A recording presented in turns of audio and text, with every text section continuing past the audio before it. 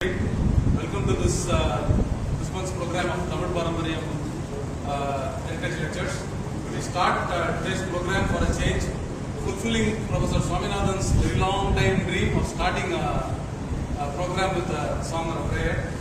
So, prayer will be sung by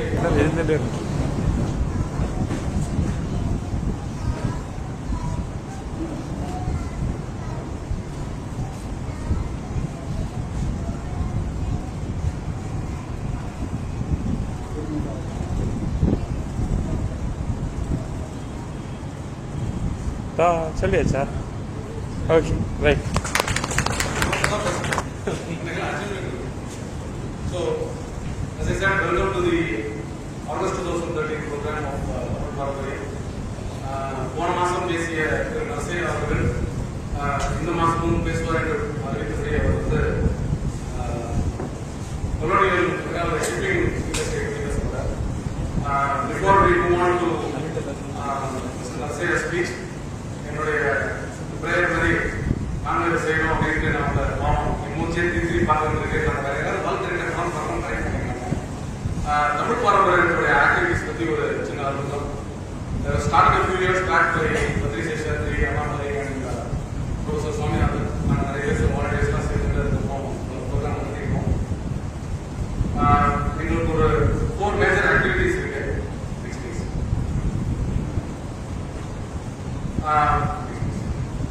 Monthly talks, that is the things that happen like every first Saturday. Our lecture kacheri, which is a program that happens every December. The second seminar, which we have organized for the last 4 years in the month of January. And finally, Heritage Summer Camp for Children, which we have each week. So we have done twice in May, month of May. Monthly talks, there are several different topics, several different kinds of speakers of varying expertise, interests.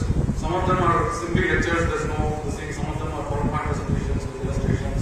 There's a couple of dance performances, Kozhikode, there's everything, documentary and so on, a couple of interviews and so on.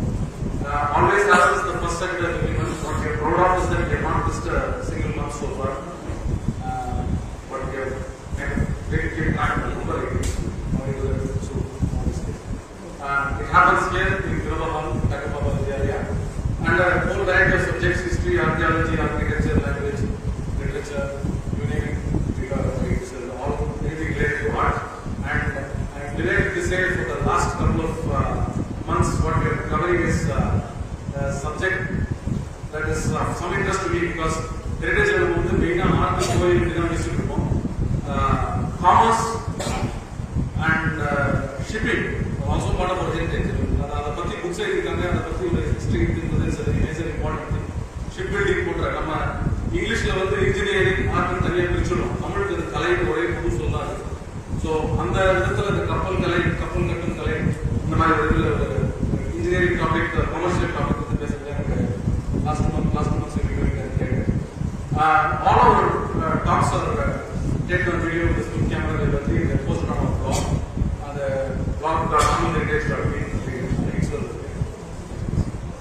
So, some of the topics we have covered recently, Periplus as a management subject, archaeology, of course.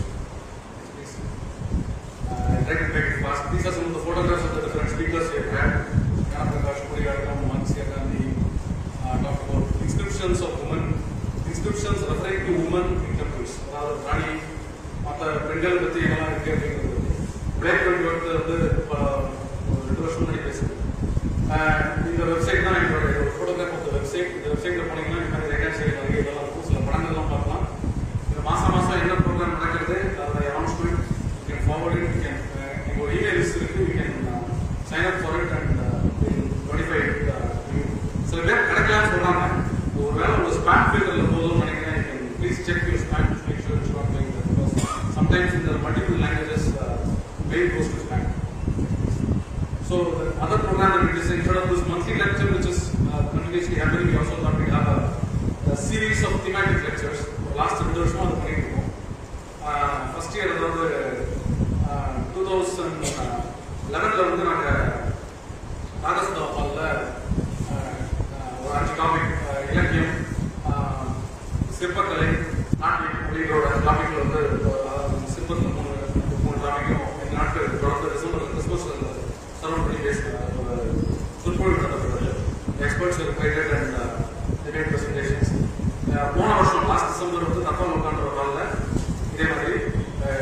Painting tradition அப்படிங்கிற painting tradition அப்படிங்கிறத பற்றி ஒரு set of இது பண்ணியிருக்கோம். இதுதான் வந்து உமாபதி ஆச்சாரியா வந்து கோயில் சிற்பக்கலையாவது விஸ்வகர்மா அதை பற்றி பேசுறதுக்கு ஒரு இது பண்ணியிருந்தார். அவருடைய presentation section of the audience including some over here. பேராசிரியர் பாலசுவாமி அவர்கள் வந்து மாமல்லபுரத்து சிற்பத்தை பற்றி பேசுகிறார். இது ஆக்சுவலாக இந்த வருஷம் பெயிண்டிங் டீம் பற்றி பேசியிருக்க நாயக் பெயிண்டிங்ஸ் பற்றி அவர் பேசுகிறார். அதனுடைய ஒரு ஃபோட்டோ. ஸோ இந்த வருஷம் என்ன பண்ணாங்க, அதாவது லாஸ்ட் இயர் என்ன பண்ணோம்னா இந்தியன் பெயிண்டிங் சொல்லிட்டு கேவ் பெயிண்டிங்ல ஆரம்பிச்சு குப்தா பெயிண்டிங்ஸ், அஜந்தா பெயிண்டிங்ஸ், சதவாகன அந்த காலத்து பெயிண்டிங் வந்து பல்லவா, பாண்டியா, சோழா அப்புறம் நாயக்கர் பெயிண்டிங்ஸ் இருக்கு ஒரு ஃபுல் சீரீஸ் ஆஃப் லெக்சர்ஸ் நடத்துவோம். இந்த வருஷம் அதாவது coming December it will probably be about the various aspects of Sri Lanka. And it brings me to the side seminar பத்தி. சைட் செமினார் என்ன அப்படின்னா ஒரு பர்டிகுலர் லொகேஷன் ஆஃப் இன்ட்ரெஸ்ட் எடுத்துட்டு அங்கே போய் stay for a few days. But before we go there, we prepare, we have a text, we have several sources, we invite speakers of varying expertise, varying fields. Non-less எல்லாம் கொடுத்தாங்க அமைச்சர் interest architect அமைச்சர்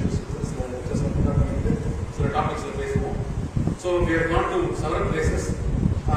The latest Srirangam, previous year it was Kozhikode, various monuments like Sittanna Vasal, Avadiyar Koil, Moor Koil, Kodupalur, Thiruvaiyam and so on. And Ajanta Ellora, Aurangabad போயிருக்கோம். Ajanta Ellora வந்து famous for paintings and sculptures, and Aurangabad was sculptures இருக்கு. அது முந்தின வருஷம் we started எங்களுடைய விளையாட்டு சொல்லி was a Mamallapuram, looking at the various monuments Mamallapuram. மூணு நாள் கிட்டத்தட்ட இதுவும் we saw about 75% of it.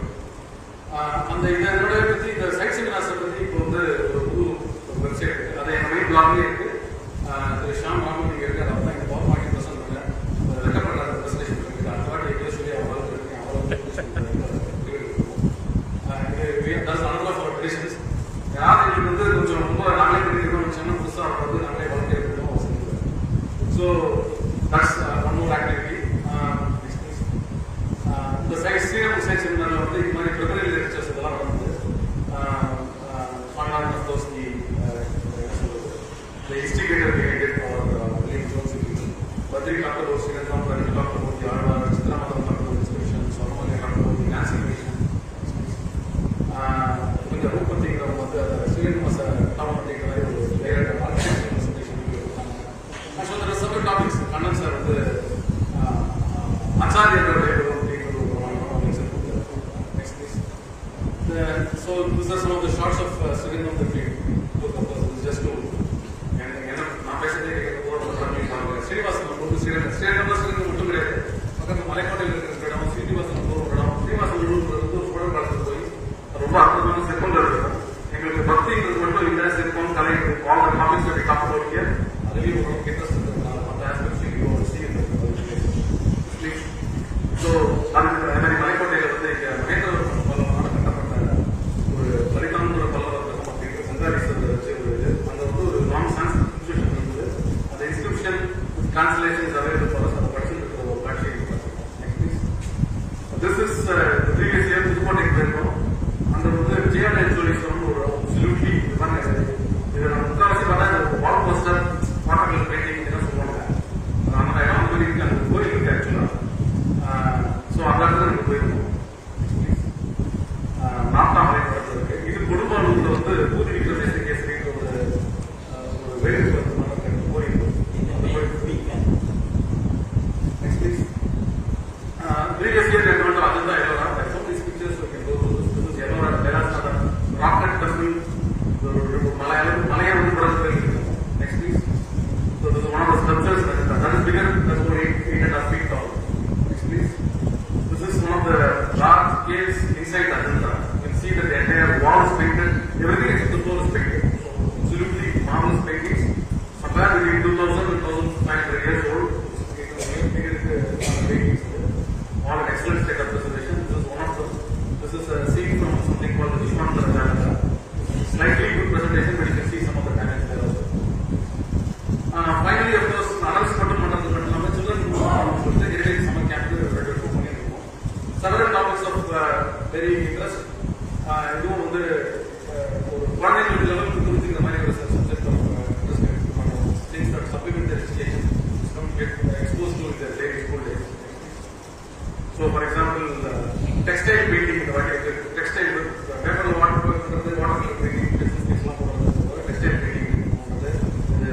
going off that day.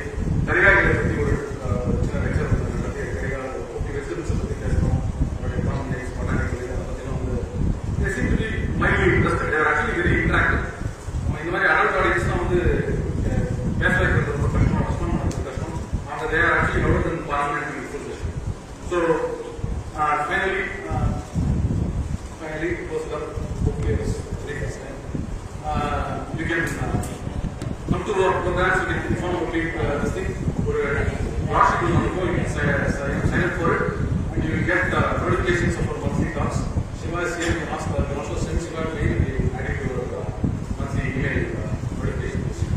So the topic of the day, Mr. Narasiah needs no introduction. He is suddenly I think our most frequent speaker, if there is such a thing as that.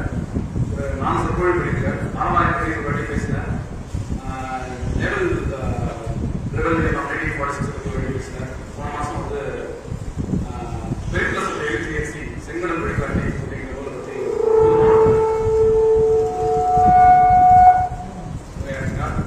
இன்னைக்கு வந்து British colonial டைம்ல shipping பற்றி பேச போகிறேன்.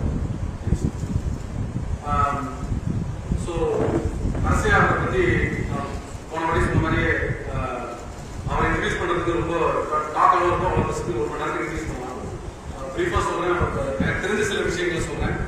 இந்த particular டாபிக்ல ஒரு he is a marine engineer, he worked for the Indian Navy, he worked for the Russian service. He is traveled all over the world. ரொம்ப சந்தோஷமா நாங்கள் நிறைய வேடங்கள் நிறைய சொல்லலாம். ஆனந்தரங்கள் இந்த மாதிரி முத்திரைக்கரைகள்லாம் இந்த கடல் பயணங்களை பற்றி பல்வேறு எதிர்காட்டிய ரசிகர்களை பற்றிலாம் கரையெல்லாம் இருக்காரு. ஒரு தொடர்ந்து எழுத்தாளர் ஆனந்தரங்கள் மட்டும் இல்லை, மற்ற இலக்கிய பதவிகள் இருக்காரு, பல புத்தகங்கள் இருக்காரு. சென்னையை பற்றி மதராஸ் படிக்கும் புத்தகம் எழுதினார், மதுரையை பற்றி ஆலவாய் புத்தகம் எழுதினார், இப்போ திருச்சியை பற்றி ஒரு எழுதியிருக்கார். கூடிய சீக்கிரம் வரணும்னு எதிர்பார்த்துருக்கோம். இதை தவிர வந்து கடற்படை சினிமா கடலோடி தன்னுடைய ஒரு சுயசரிதை கடலோடி புத்தகம் எழுதினார். அது ரொம்ப பிரபலமான புத்தகம். லாஸ்ட் பட் நாட் லீஸ்ட் கடற்படை வணிகம் அப்படின்னு வந்து Indian edition of mercantile shipping அதை பற்றி ஒரு சிமிலர் ஒர்க் எல்லாம் ஹாஸ்டல் புக்ஸ் இருக்கு. பர்ச்சேஸ் ஆகும் and no more qualified person to talk about this topic. So with great pleasure, without further ado, it's the 57th lecture. 57th in our series. We finally did a calculation. This is a 57th lecture for the Tamil Parliament. Good evening, everybody. சபைக்கு நமஸ்காரங்கள். சென்ற நிகழ்வுக்கு பின்னர் ஒருவரை கேட்டார், ஏன் அடிக்கடி நீங்கள் சரித்திரத்தை பற்றியே பேசிக் கொண்டிருக்கிறீர்கள், வரலாற்றை பற்றியே ஏன் சொல்லிக் கொண்டிருக்கிறீர்கள்? ஆனால் வரலாற்றை பற்றி தெரிந்து கொள்ளாமல் நாம் இன்று வாழ முடியாது. வரலாற்றில் எவ்வளவு தவறுகள் நாம் முன்னர் செய்தோமோ அவற்றையெல்லாம் இன்னும் செய்து கொண்டிருந்தான் இருக்கின்றோம். அதை விட சிறப்பாக செய்து கொண்டிருக்கின்றோம். சிலப்பதிகாரத்தில் ஆசிரியர் ஆரம்பத்திலேயே அரசியல் பிழைத்தோர்க்கு அறங்கூற்றாவதும் குறைசால் பத்தின் உயர்ந்தோர் ஏற்றலும் ஊழ்வினை உறுத்துவது ஊட்டும் என்பது சூழ்நிலை சிலம்பின் காரணமாக சிலப்பதிகாரம் என்னும் பெயரால் நாட்டை யாம்போர் பாட்டுரை நாட்டுதம் யாம்போர் பாட்டுரை செய்கிறார். ஏன் அவர் சொல்கின்றார்? அரசியல் பிழைத்தோர்க்கு அறங்கூற்றாவது. அரசியல் பிழைத்துக் கொண்டேதான் இருக்கிறார்கள். இன்று இருக்கும் அரசியலும் பிழைத்துக் கொண்டுதான் இருக்கிறார்கள். அன்றும் அதுதான் செய்து கொண்டிருக்கிறார்கள். அதற்கு அறங்கூற்று ஆகிக்கொண்டேதான் இருக்கின்றது. ஆனாலும் நமக்கு உணர்வு இன்னும் பெரிதாவது. இன்னும் போனால் திருக்குறளில் திருவள்ளுவர் சொல்கின்றார், நெருநல் உடனொருவன் இன்றில்லை எனும் பெருமை உடைத்து உலகு என்று. நெருநல் உடனொருவன் நேற்று இருந்தவன் இன்று இல்லை என்னும் பெருமை இன்று உலர்ந்து கொண்டான். அவ்வளவு நிலையாமை இருப்பதை தெரிந்து கொண்டும் மனிதர்கள் தொடர்ந்து தவறுகள் செய்து கொண்டுதான் இருக்கின்றார்கள். தொடர்ந்து அவர் சொல்கின்றார், ஒரு குறள், சில குறள்கள் தான் இதை போல அமைந்தது. யாதனின் யாதனின் யாதனின் யாதனின் நீங்கியான் நோதன் அதனின் அதனின் இளன் என்று ஒரு குரல். இதை சொல்லி பாருங்கள். சில குரல்கள் தான் பேசும் பொழுது உதடுகள் ஒட்டாமல் சொல்லக்கூடிய குரல்கள். அதில் இது ஒன்று. யாதனின் யாதனின் நீங்கியான் நோதன் அதனின் அதனின் இளன். எதனையெல்லாம் ஒருவன் விட்டுவிடுகிறானோ அதனால் அவன் ஒரு துன்பமும் அடைவது. எப்போதோ எத்தனையோ காலங்களுக்கு முன்னால் சொன்ன வார்த்தைகள் எல்லாம் இருந்து கொண்டிருக்கையிலேயே இன்னும் பதவிக்கு மோகமும் பணத்திற்கு ஆசையும் எப்படியாவது நம்மையில் ஒட்டிக் கொண்டிருக்க வேண்டும் என்ற உணர்வும் தான் நம் அரசியல் கலைகளுக்கு இன்றும் இருந்து கொண்டிருக்கின்றது. ஆகையால் தான் நாம் சரித்திரத்தை சற்றே புரிந்து கொள்ள வேண்டும் என்று இருக்கிறேன். படிப்பது மட்டுமல்ல, புரிந்து கொள்ளவும் வேண்டும். அதற்காகத்தான் நான் சரித்திரத்தை அதிகமாக, அதுவும் கப்பலை பொறுத்த மட்டும், கடலை பொறுத்த மட்டும் நீங்கள் பார்க்கலாம். ஒரு 3 நூற்றாண்டுகள் traumatic experience under colonial regime our Indian shipping had. Complete demolition of Indian shipping and how we try to resurrect them. That is the subject of today. George Santayana said in his book The Life of Reason Volume 1, he says, those who cannot remember the past are condemned to repeat it. Again the same thing. So what Santayana said, we have to realize, even as far as shipping is concerned. Now, early history, if you say Indian maritime history, begins in this 3rd millennium BC, when inhabitants of Indus Valley had traded all over. Indians were present in Alexandria. Last time in the meeting, we saw last time that Indians were present in Alexandria and Romans continued to live here. For long after the Romans left, long after the Caesar fell, long after the entire Western world stopped their business. But Indian commercial connection with Southeast Asia proved vital to the merchants of Arabia and Persia during 7th and 8th century. That was very important. And the Cholas, will now come to Chola time. Rajaraja, Rajendra extended Chola kingdom towards the east, that we all know. And last time I said how they went parallel sailing between 2 barrels. Chola navies invaded and conquered Siberia and the mother of Kozhikode. Spread of commerce in Chola time was greatest. Their influence to China and Southeast Asia, and by the end of 9th century had developed extensive marine and commercial activity in Southeast Asia. This is very important because we were concentrating on Southeast Asia from the 8th century. All this matters a lot in the future history of India from that time onwards. In all these things, merchant guilds played an important role. The beauty of merchant guilds were absolute independent performance. They were never under any state control. They were doing their business themselves.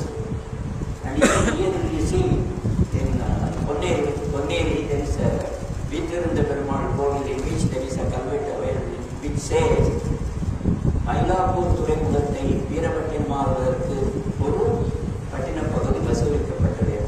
ஒரு வரி வசூலிக்கப்பட்டது. அப்போது மயிலாப்பூர் தான் துறைமுகமாக இருந்தது என்று சொல்லப்படுகிறது. Secret flourished by organizational structure maintained by the merchants. So merchants were completely responsible, not the government.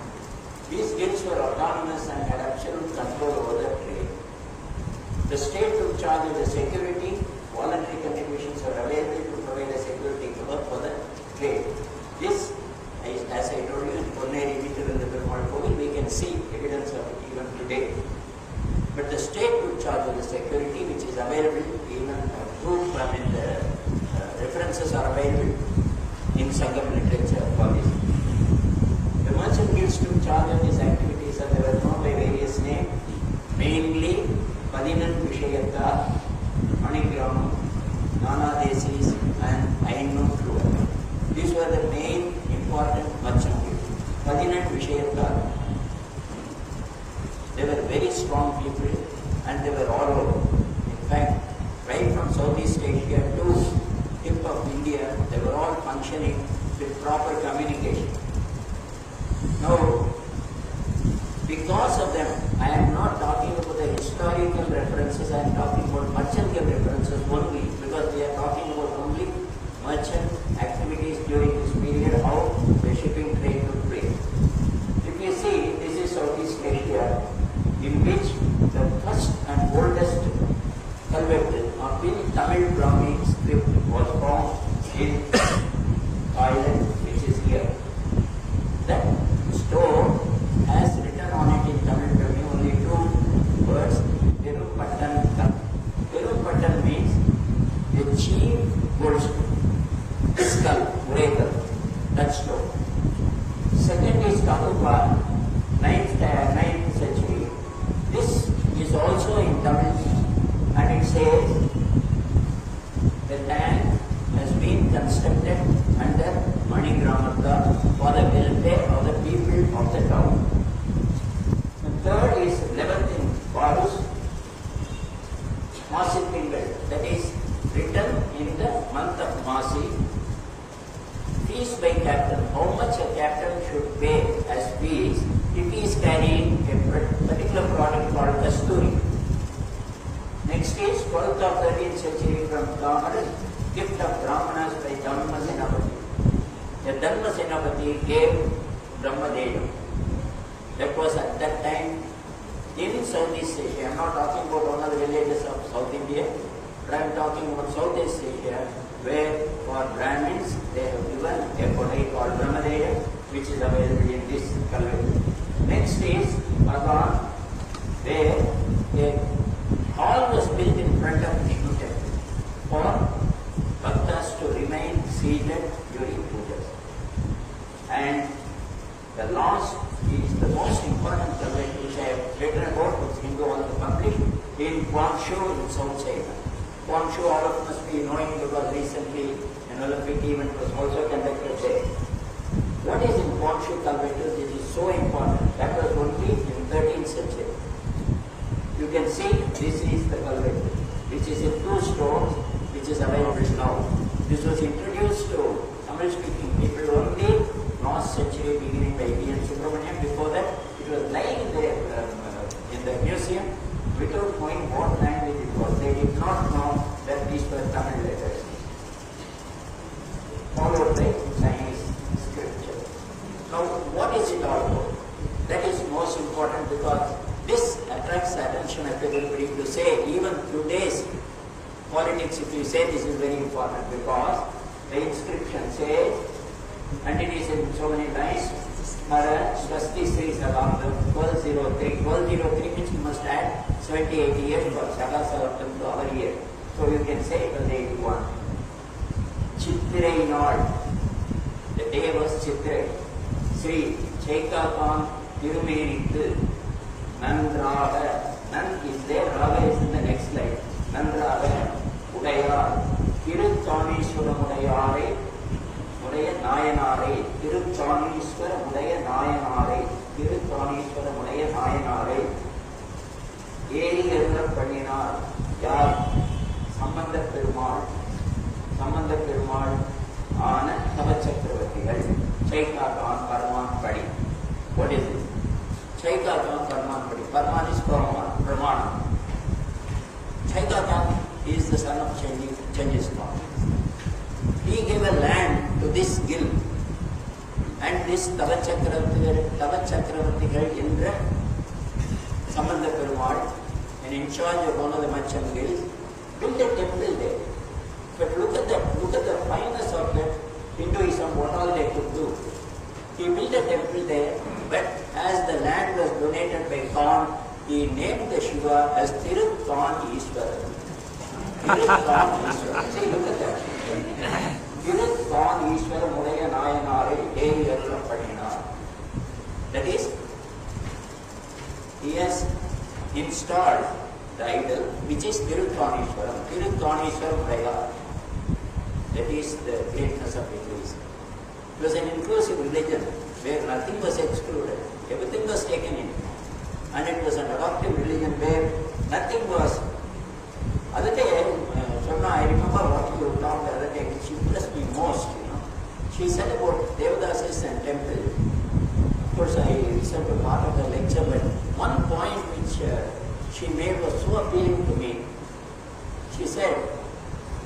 Devadasi was dedicated to the temple. The Devadasi did not belong to the temple. The temple belonged to Devadasi. I mean, something great, you know. I mean, these things can you find in any other religion or any other space, in any other place. These are the kind of people we had as our forefathers. Now, proof of trade with foreign lands, one more. This also Hindu published after I sent it. See here, it is all written in Tamil. What is written here? A bronze bell found from a 1875 shipwreck between Auckland and Draconian near New Zealand, 15 centimeter in diameter and 16.5 from so. In the bell strung an inscription in 7 Tamil words, in 24 letters in all, states Mohadin, Vakkusa, Udaya, Kappal, Mani. Vakkusa is Baksh, Mohadin Baksh, Udaya, Kappal, Mani. Ship's bell.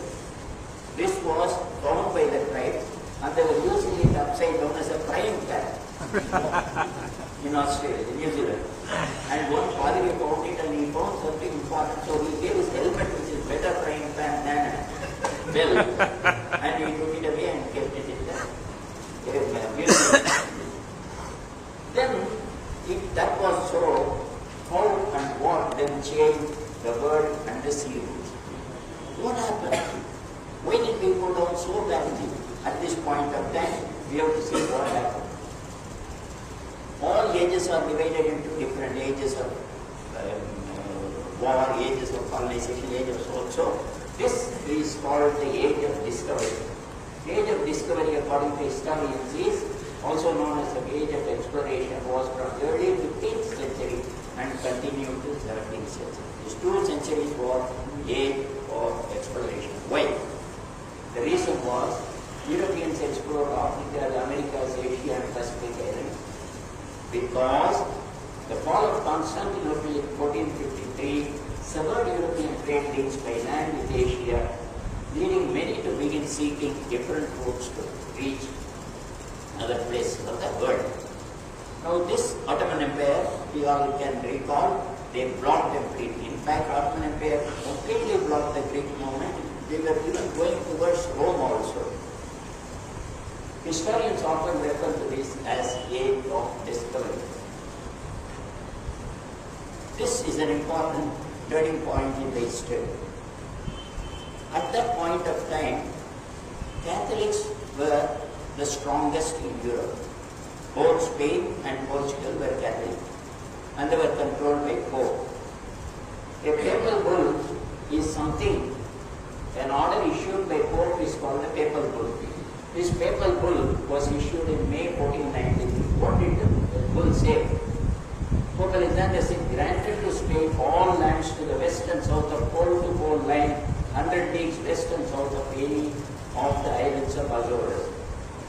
Thus the world was divided between Spain and Portugal.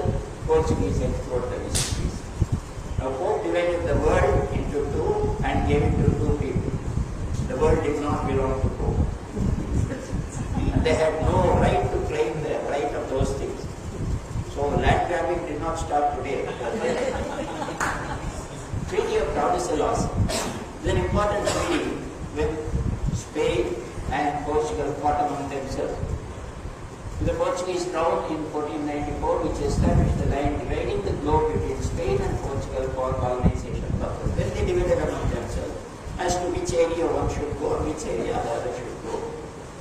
This specially affected the Portuguese and Spanish colonization of the Americas and placed the name Tordesillas worldwide into history's sense. In fact, if you talk about the UNCLOS, that is United Nations Law of the Sea, it starts with the Treaty of Tordesillas, because that is the first written treaty for occupation of sea. Otherwise, it was known as Mare Liberum.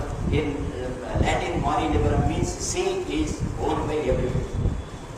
Everybody, anybody can go to any part of the sea, Mare Liberum.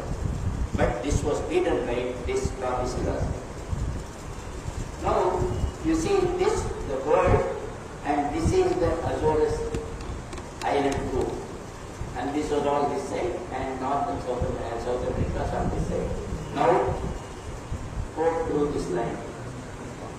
He divided the world and said, this is all for Spain, that is all for Portugal. That is how Columbus went west looking for east. He actually went west looking for east and landed in a place without knowing what it was and named it after a place it was not. He called it India. So the Indian man just can get, if ever there was a place instituted in the name of Columbus, they can get it. Vasco Da Gama was there. I can say that he is the first terrorist, I can say. All is different. He was actually terrorizing. That is written in Hunter's history fully. On 20th May 1498, Vasco Da Gama arrived in Calicut and was received by Zomari. The world was never again saved. This is the painting of Vasco Da Gama arriving in Calicut.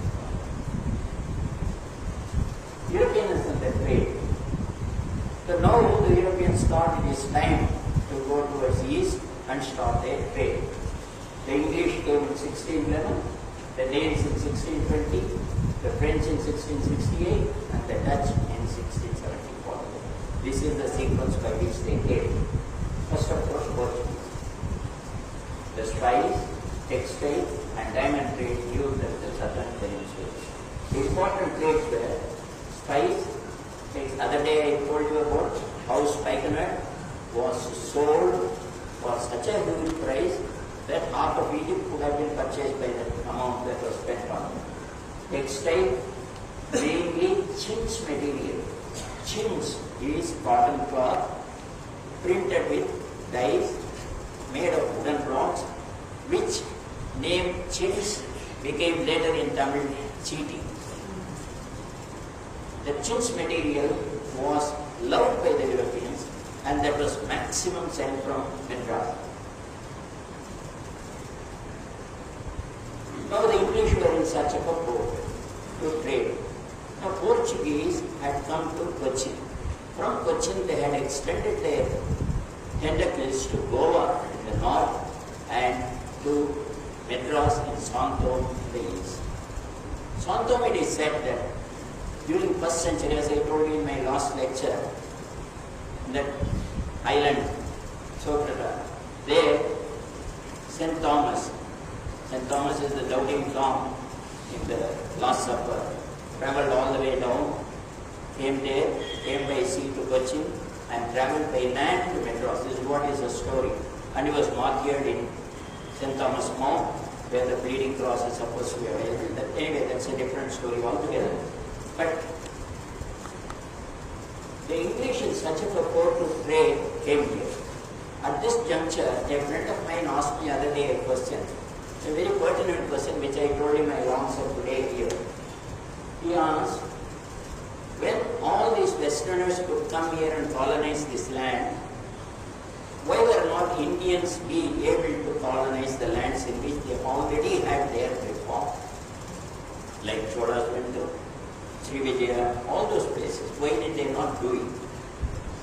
The reasons were two.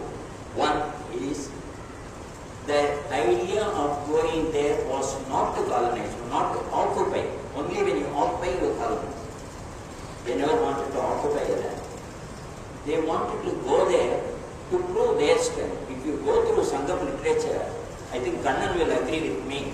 In Sangam literature, half of it is killing others and half of it is loving others. In between there is nothing.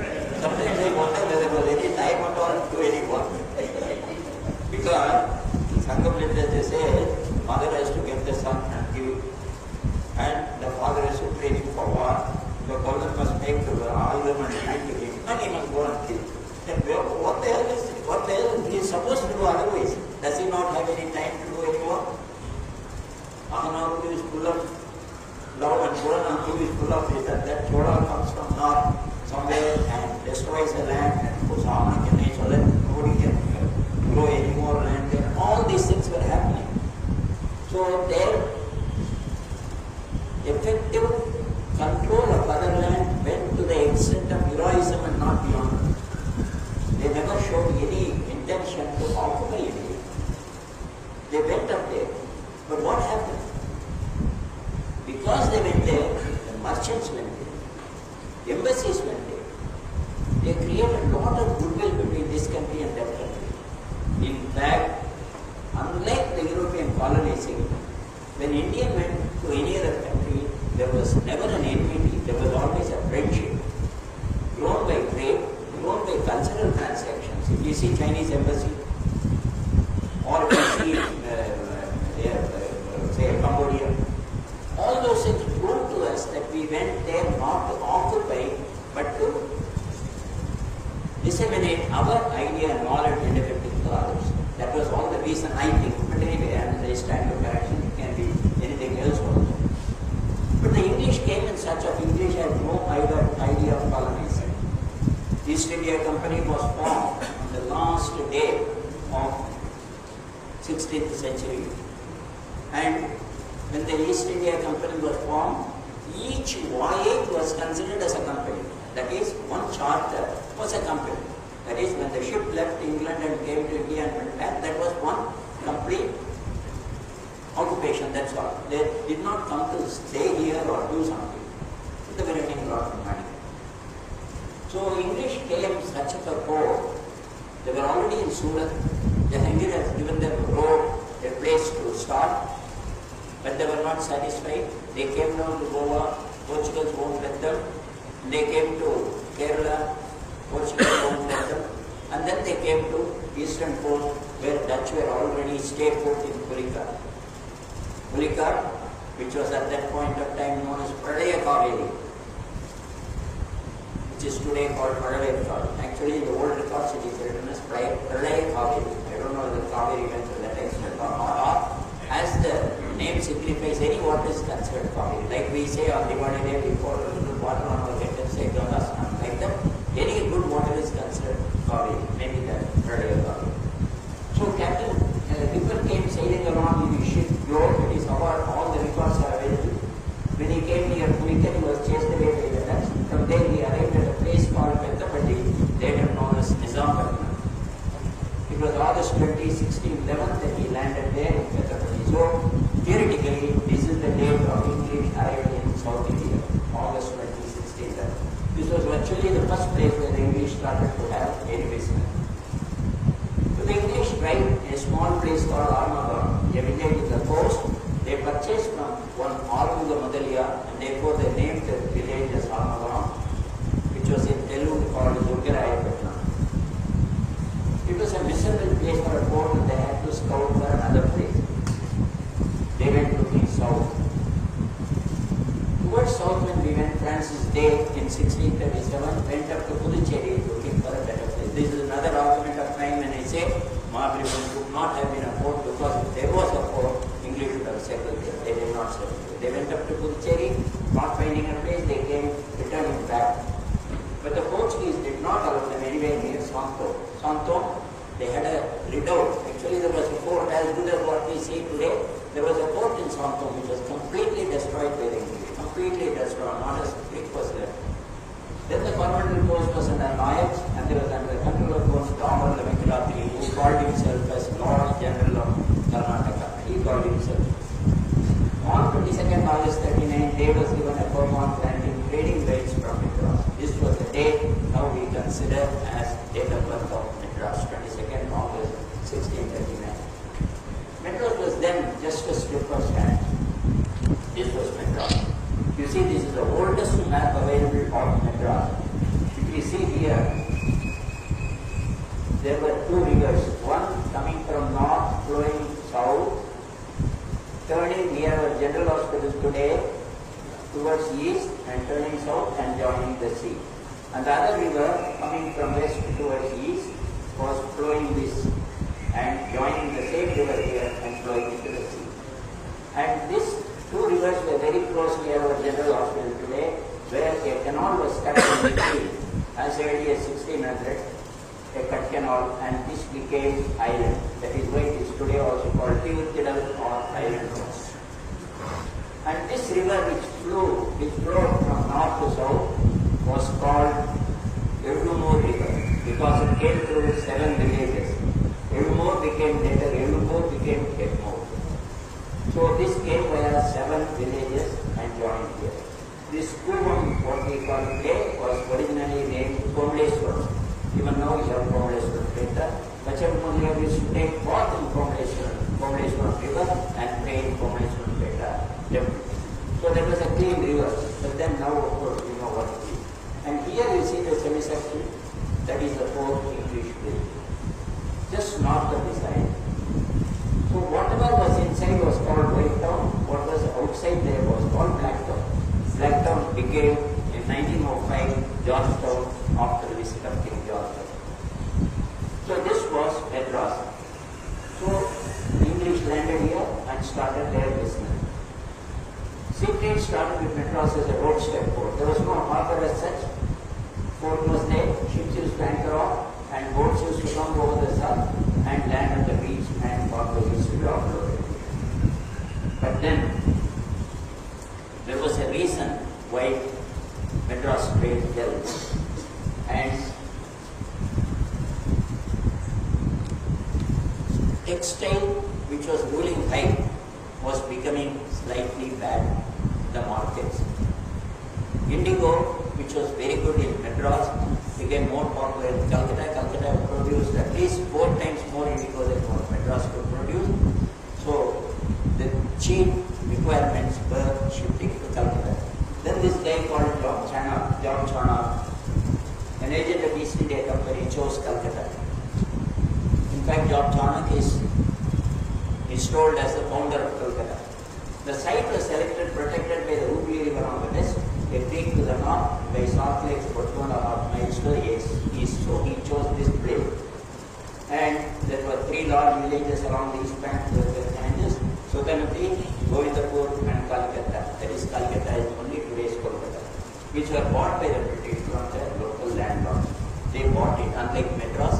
Madras was leased. The Mughal Emperor granted East India Company freedom of trade in return for a yearly payment of 3,000 rupees. But Battle of Plassey decided everything. The turning point somehow have got connection with 1757 of Plassey, 1857 was turning over to Crown. The Battle of Plassey was a decisive victory in the British East India Company over the War of Bengal. Clive was responsible for it. The battle established a company rule in Bengal, which expanded for the next 100 years over other parts of India. And with the growth of Calcutta, Madras started sinking. During the company regime in Calcutta, Calcutta was very well known for shipbuilding. On the river, Hooghly River itself, shipbuilding was quite large. Indian artificers and carpenters were banned by the company not to build any ship. They were not allowed to take up any shipbuilding or even ship repairing activity by themselves. The English started slowly but steadily killing the shipping industry. First it was on craftsmen, then on that. First they went out to the craftsmen, they didn't allow them to work. Shipping and shipbuilding was controlled by them with the restrictive legislation started with the Navigation Act of 1646, the first act to stop this horrendous deed. Long before Plassey War became tougher in 1650. Oliver Cromwell, who was himself notorious, who was buried in the church and later lifted from there. Second time he had hanged with other people because of clash between Protestants and Catholics.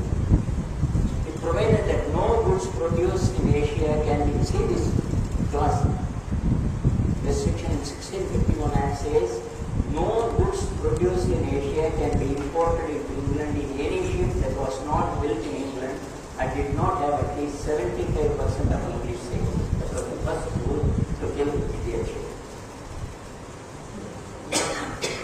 Then started the tariff discrimination. 1811 saw the first discriminatory order on tariff. Calcutta promulgated separate rates of import duties on goods tariff for Indian and company ships. For Indian ships, the rates were very high. For company ships, it was less. The rate was 7.5% for the company vessels, while it was 15% for others. Madras followed this in 1812 and Bombay in 1812. Originally, all non-British ships suffered, but protest from French and the Dutch, they withdrew it from French and Dutch vessels. But what was happening in Madras? What was the trade in Madras? We all beat our chest and talk so much about Madras. If you know what is written about Madras, you really shed tears for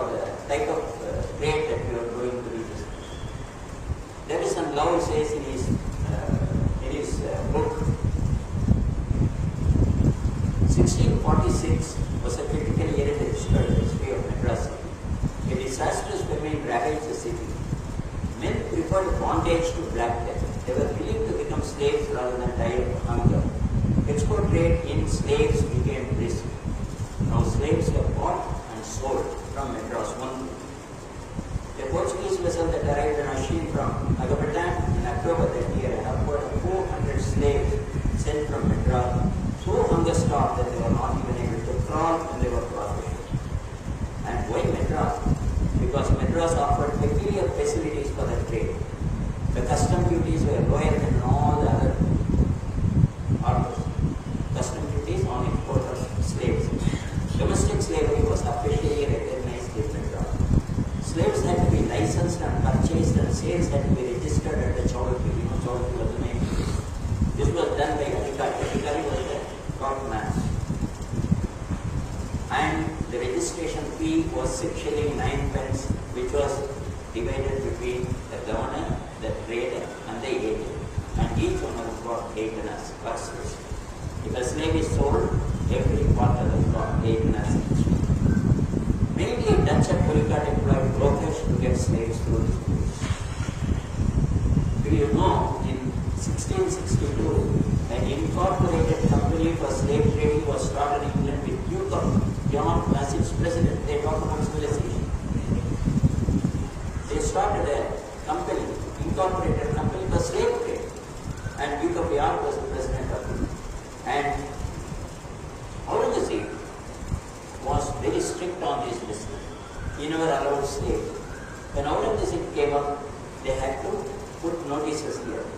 And law says, in 1682, a notification was published in 4 languages: English, Portuguese, Gentoo, and Malabar. Gentoo is Telugu, Malabar is Tamil. Prohibiting slave trade. But that did not alter anything. Slave trade was going as briskly as ever. Only later, because of Aurangzeb's warning, they stopped that trade.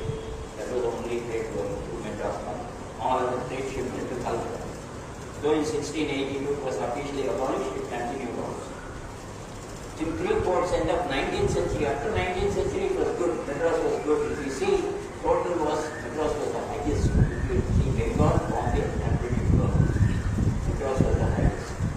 But somehow Madras lost its luster. And Madras, reduced to being as about all cities of India, and about Madras, this is what he says.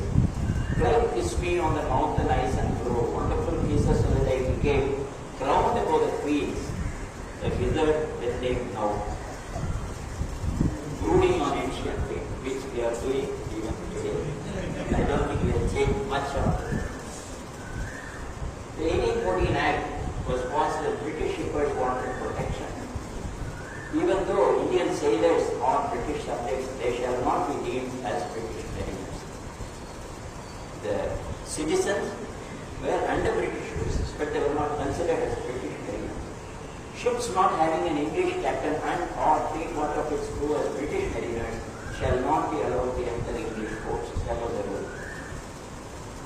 This is what Mahatma Gandhi said in 1928. He came to India in 1915, and within 13 years, this is what he said.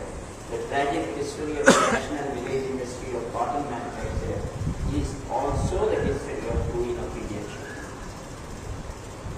The rise of Lancashire on the ruin of cheap industry of India, Lancashire was the biggest cotton center, almost required the destruction of Indian shipping. That destruction of Indian shipping was required to uphold the Lancashire trade on cotton. So William Digby was a journalist in Calcutta. He was against it. In fact, he organized a lot of meetings also. He set up the Indian Political and General Agency in London for raising awareness about Indian grievances in the British Parliament and press. A strong advocate of constitutional reform, he acted as an unofficial guide to Indian National Congress leaders and they visited London. He wrote in 1901, the ancient occupations on sea and land have been destroyed. The ships which now carry India's coastwise trade on steamers will be Britain, officers are Britons, the profits derived from trade go to Britain. They were actually draining India. We are literally draining India. Right. Bleeding was Lord Salisbury term in 1875. It's more accurate than my own, because we are bleeding India. Adding causing insult to injury was the parliamentary committee, while recommending the restrictive measures, said the native sailors of India, to the disgrace of our national morals, on their arrival here, are related to scenes which soon divest them of the respect and awe they had entertained in India for the British character. Now you can see how they saw an Indian sailor behaving and that they come to their duty. Not that they were any better when they visited any other country, because as a sailor myself, I know how they behave. The effects of it may prove extremely detrimental to who? That was not answered.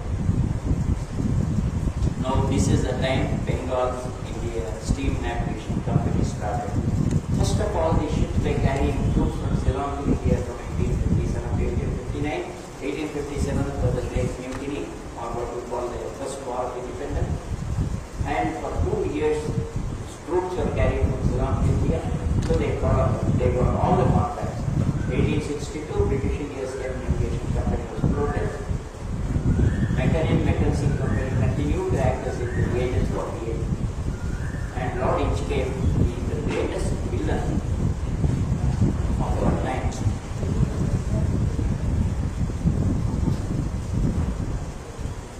Lord Inchcape, an original villain like Vasco Da Gama was the original terrorist.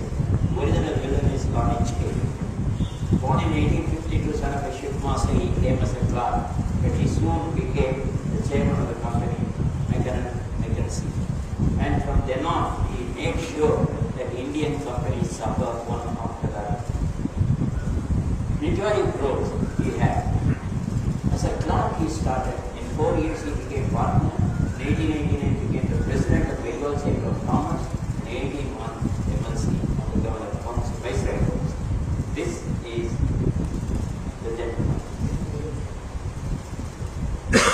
In terms of shipping movements in and out of harbors, because when you talk about shipping, we don't talk about the number of ships per se, but about the movements of ships in the harbors. In 1857, number of Indian vessels moved in and out of the Indian harbors was 34,000. 1898, within half a century, it came to 2,300. You can imagine how the decline took place within 50 years. In 1900, Indian vessels entering and leaving Indian ports were only 1,670.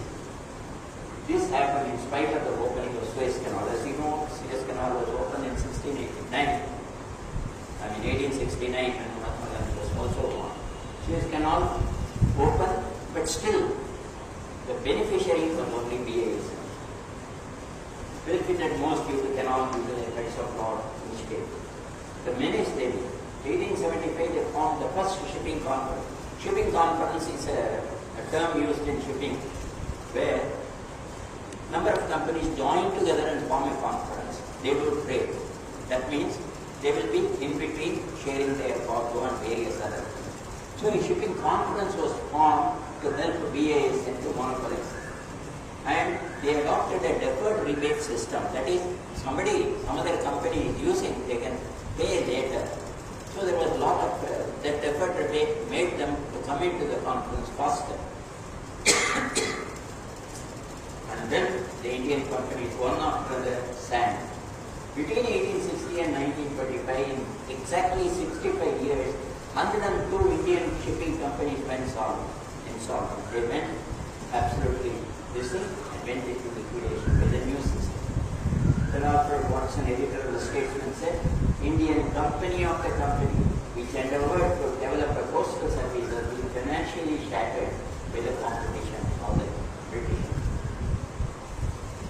The new Indian companies then started. Then somebody wanted to start new Indian company. Why not we try once again?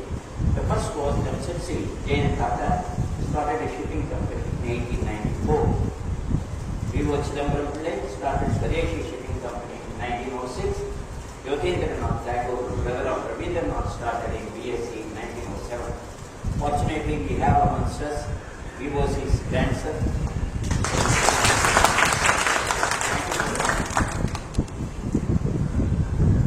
This, you can see, 1894 started. 12 years, Chidambaram Pillai started. Next year, Rabindranath Tagore's brother started, but all these companies went down because of the cutthroat method British started. Tata wanted P&O to reduce the rates for the yarn. They did not reduce. Tata tried to run his own ships. P&O trade under Hendricks and thwarted them. So Thomas Sutherland, chairman of P&O, said, an Englishman says, we carry raw cotton from Bombay to Japan in order that Japan may cut the throat of Bombay, and we carry cotton twist from Bombay to China in order that Bombay may cut the throat of Japan. That is the Englishman said. This is how they entered into trade. Tricks the P&O trade. P&O also spread a rumor that Tata ships are not seaworthy, affecting the insurance. P&O reduced the rates below that of Tata's. Tata was compelled to suspend operation immediately, after which P&O raised the rates higher than the Tata's originally had. First they lowered it below Tata, and once the Tata's closed down, they raised the rate not only up to Tata's but above. And Chidambaram Pillai. Ulaganathan Chidambaram Pillai was a lawyer who pleaded for poor. Among his notable cases, he proved corruption charges on 3 sub-magistrates. That was the type of man who was involved in nationalist movement, started with a highly devotional type of man who was guided by Ramakrishnananda, a disciple of Ramakrishna, who served at the Swadeshi originally. On 3rd November 1906, VOC formed Swadeshi Steamship Company by purchasing 2 steamships, Gallia and SS Long. This also there was a lot of problem. When he finalized the deal, British put spokes, so he could not buy it. Gallia had to come from Europe, England, and Lavaux from France, along with the 2 steam launches also. He purchased all of them, and all of them arrived in Tuticorin. He was assisted in this effort by Hiller and Arvind Ghosh. Until then, the commerce between Tuticorin and Colombo was monopoly enjoyed by USA. The background. After 1900, India's independence movement under the Swadeshi movement initiated Tirak and Lord Rai, you remember Lord Paul of Indian National Congress, were at their peak. They were against British imperial coercion of trade, which was damaging the traditional Indian industries. In Tamil Nadu, the independence movement was championed by Subramania Siva and the Quiet Party. Both were in exile in Puducherry at that point of time. VOC entered politics in 1905, following the partition of Bengal and joining the Indian National Congress. He presided over the Congress session at Salem. That's how he entered into a very serious Congress movement. The company, the Swadeshi Shipping Company, was to popularize the art of shipping among Indians and had exclusive Indian and some Asian shares. The flag of the ship carried bravely the words Vande Mataram, which was a red rag to the English bull. A 2-pronged offense was launched by the English. 1, rate war. 2nd, trying other methods in the port. The tricks that they played. First, the English made it difficult to buy ships by stopping the sellers. Undaunted, Pillai purchased the ships in Ceylon, through Ceylon actually, purchased in Europe. The BI immediately started a rate war as usual. With the connivance of the port officials, they turned their sailing before like our bus stand or whatever it is, Madri, that whoever comes first, they can get it. It's exactly the same thing they did, and make sure their ship sailed before the Chidambaram ship, and they provided a kerchief as a present and various other things they did. Thus, the passengers and cargo were taken by them. The government banned the officials from traveling from SS. Those days, a lot of travel used to be by ships from India to Ceylon because officials were traveling. The English don't ban on any officials to travel by India. A 2-pronged attack was launched by the English freight and control of passengers. For a speech in Tuticorin, VOC was charged with sedition and sent to prison for 46 years. His license to practice was also withdrawn as a lawyer. He was finally released on December 12, 1912, but he found the company liquidated in 1911 and the ships auctioned to their competitors. That is the saddest thing. These ships were auctioned to D&I company, British India company, and at cheap rate as well. And Galileo was sold to British Big Company. But when he came back from prison, a gentleman called Wallace, an Englishman Wallace, got him back the license to practice the breeder as a breeder, for which Chidambaram Pillai named his lost son as Wallishwaran. So he named him after Wallishwaran, as we named Kurikaniswar. He named his own son as Wallishwaran, named after Wallace, who actually gave him back the license to practice. Similarly, Bengal Steam Navigation Company also, on Rajendra's efforts was defeated, and that also closed its. Now BSN revised tariff. After all these things closed down, BSN raised their tariff and went up in this. Now this is the time Scindias came into the church. This is the period of resurrection from now on. Period of resurrection for Indian shipping starts with Scindia, Watson and Periplus. A man who did not know the head from toe of a ship. He did not know what a ship was. But what happened was from a family engaged in trading and money lending. Only the so-called. By a strange turn of events, he came into shipping. And what made it? An accident of history. On February 16, 1919, while traveling from Delhi to Bombay in train, he was in the first class compartment where an Englishman gentleman was traveling with him.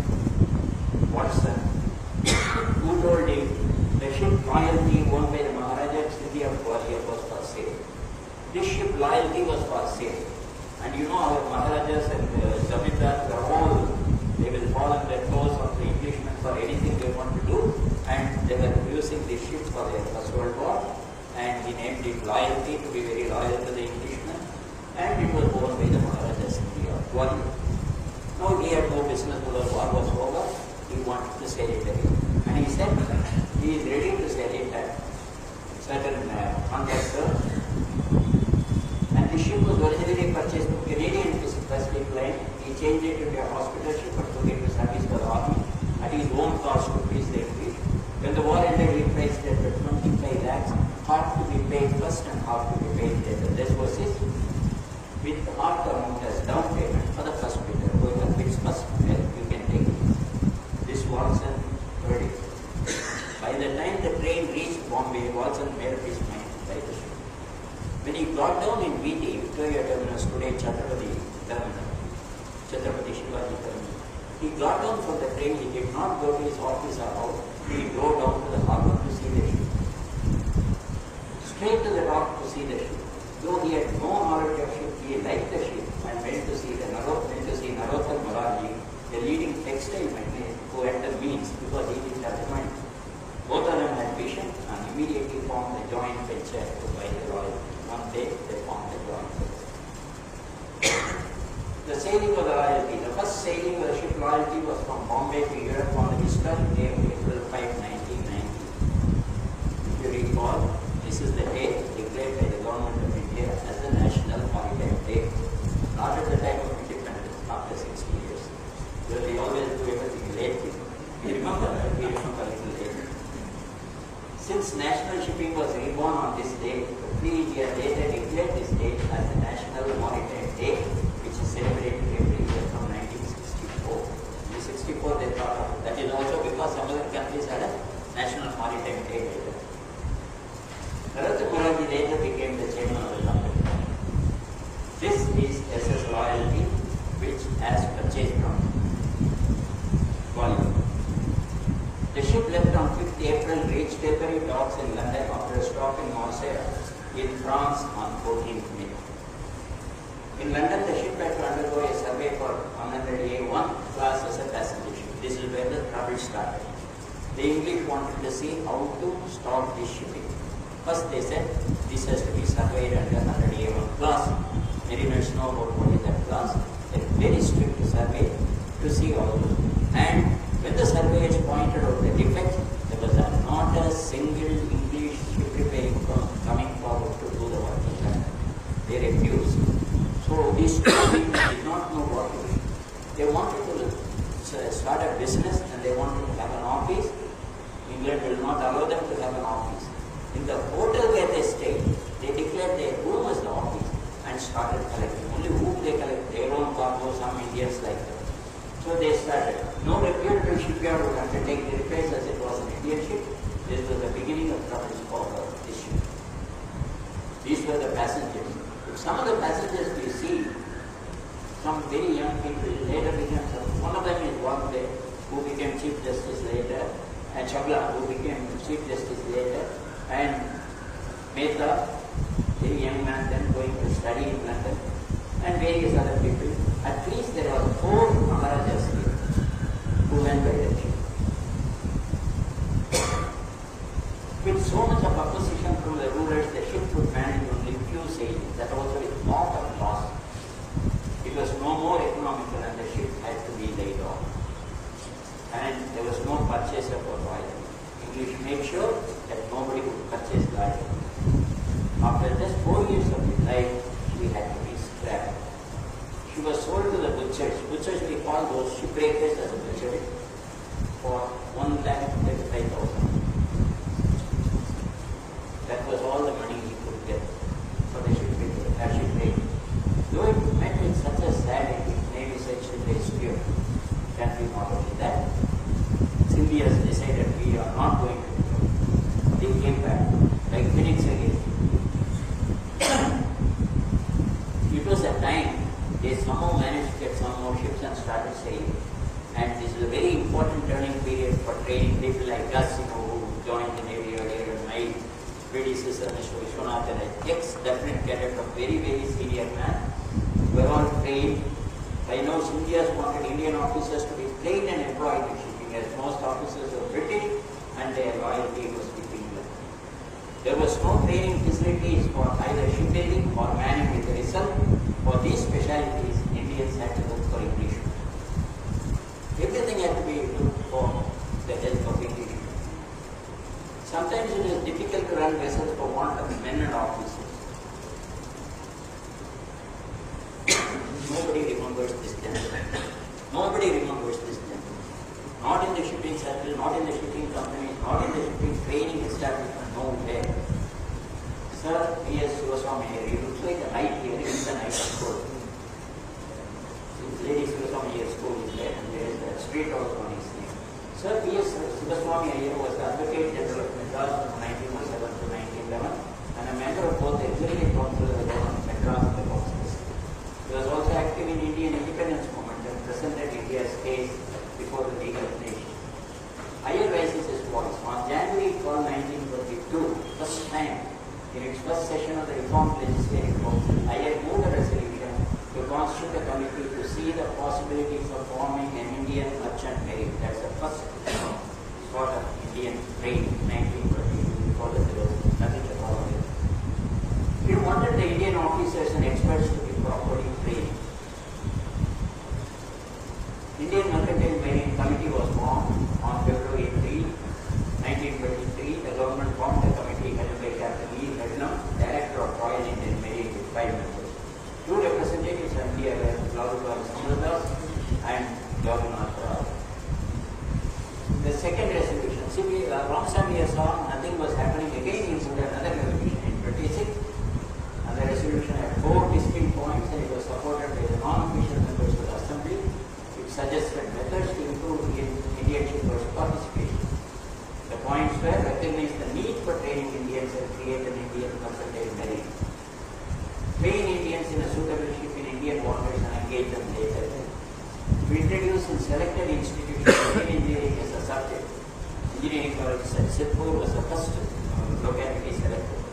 To announce the intention to adopt in the near future a system of licensing in respect of coastal trade in India, which should be armed with ships of Indian companies.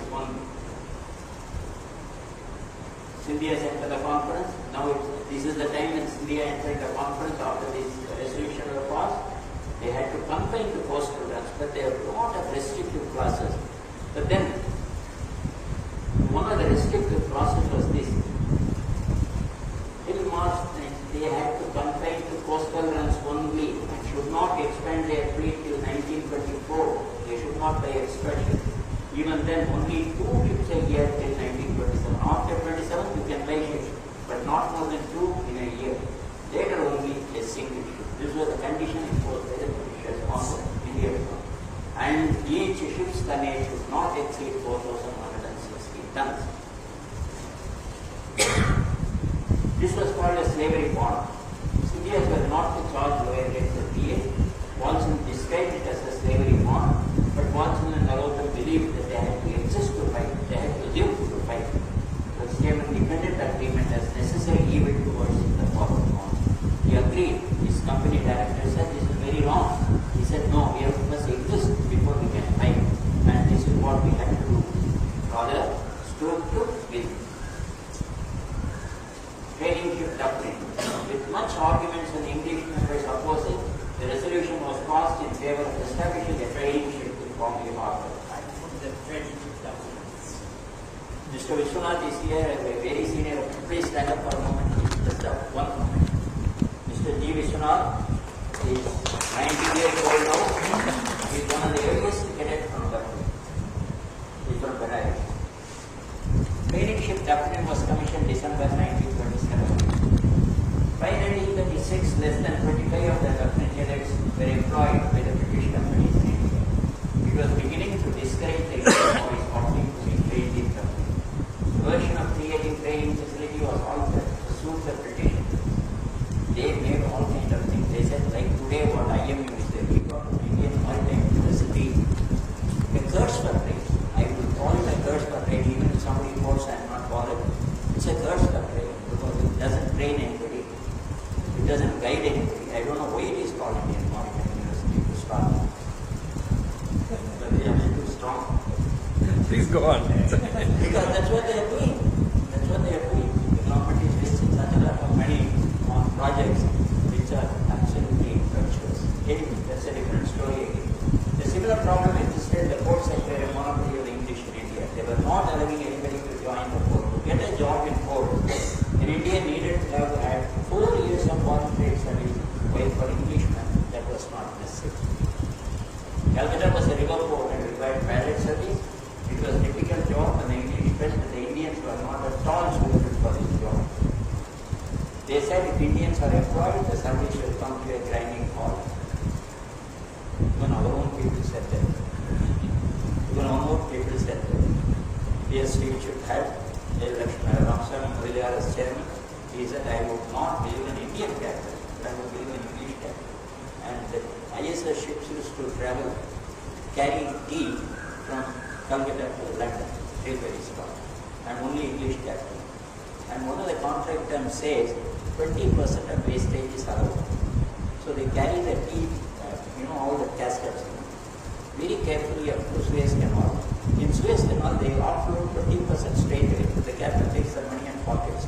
This used to be done regularly by English captains. They were more trusted than Indian captains. That was the condition then. Even our Indians should do. Soon Indian cadets were taken for training and through their capacity. Still it took years before Indians could command their own vessels. I am coming to the last slide of my show. In the contemporary history, a ship fully manned by Indians was possible only in 1950 when Jal Gopal, one of the India vessels, sailed into Singapore on October 12th under the command of an Indian captain with 100% Indian officers and men, and the Indian company owned and managed by Indians. Thank you. Same thing written in Chinese captain. Same thing written. It's been confirmed by Noboru Karashi, the Japanese. He has come to Madras also with 11 years. I think Dr. Satyamurthy is there. Dr. Satyamurthy is former superintendent of archaeology. And a lot of things have happened and people have given a lot of things. Anything else? Thank you all very much. Indian shipping industry அப்படி British அதை follow பண்ணாங்க. There's a parallel also. ஆனால் villains R not British. நம்ம கோவில்களை நம்ம இந்த 60-65 வருஷத்துல எப்படி ஒரு வழியா பண்ணிடுவோங்கிறத பற்றி அந்த டாபிக் தான் நெக்ஸ்ட். அதாவது சொல்ல போகிற நாளைக்கு போய் அடுத்த தரம் பேச போகிறவர் வந்து ஃபேக்ட்ஸ் அண்ட் ஃபிகர்ஸோட how each of our temple is very rich. அவங்களுக்கு கோவில்களுக்கிட்ட இருக்கிற அவங்களுடைய லேண்டை மாத்திரம் ஒரு ஏக்கருக்கு 1000 ரூபாய்க்கு நம்ம லீஸ் கொடுத்தா கூட நம்ம 5 இயர் பிளான கூட நடக்கும். அந்த மாதிரியான இது இருக்கு. But our own government not allowing the chief to happen. This is the subject matter for the next lecture. The person who is going to talk on that one, who is fighting this case in the Supreme Court, along with so many other people, is one R Ramesh. R Ramesh yaar is the most famous Chettiar அடிப்படை Ramachandran